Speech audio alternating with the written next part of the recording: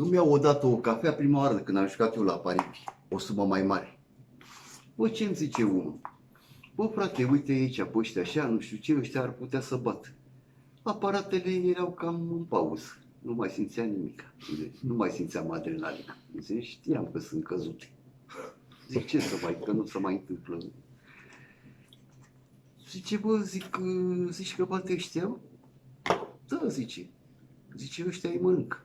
Haide, mă, să pun și 4 milioane. Păi ia, zic, ia, dă-i, mă, pe ăștia așa, nu știu ce. Zic, hai să mai luăm un fotbal 3+. Iese fotbalul și treci la basketul ăla. Unde să mă duc?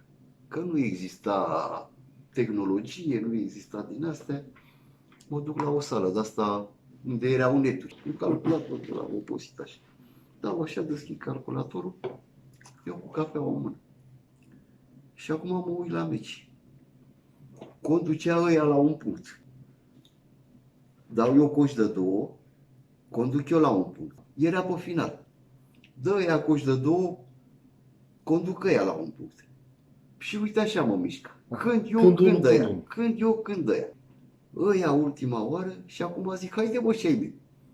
Păi, a rămas așa. Și eu, și când am văzut că a rămas așa, hap, cu cafeaua pe calculator de net.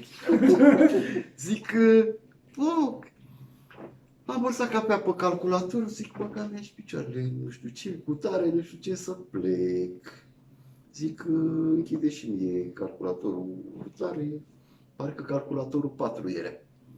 Zic, închide și mie calculatorul, cât am să-ți dau la calculator, nu știu ce.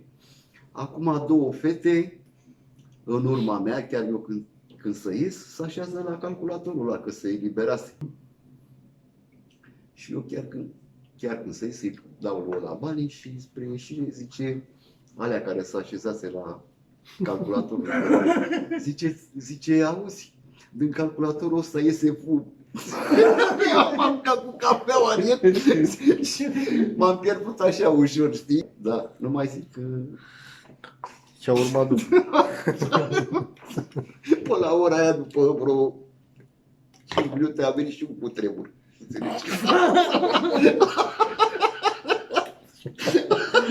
Da, bă, pe ce an era? Bă, dar simțit cutremur. 77, În 2000 și pe acolo. Deci, bă, dar simțit cutremur. Da, ieșise fum de calculatorul ăla. Am făcut și bilete celebre. M-a rugat cineva să merg cu el să-i arăt că vrea să pună pe Barcelona 5 milioane.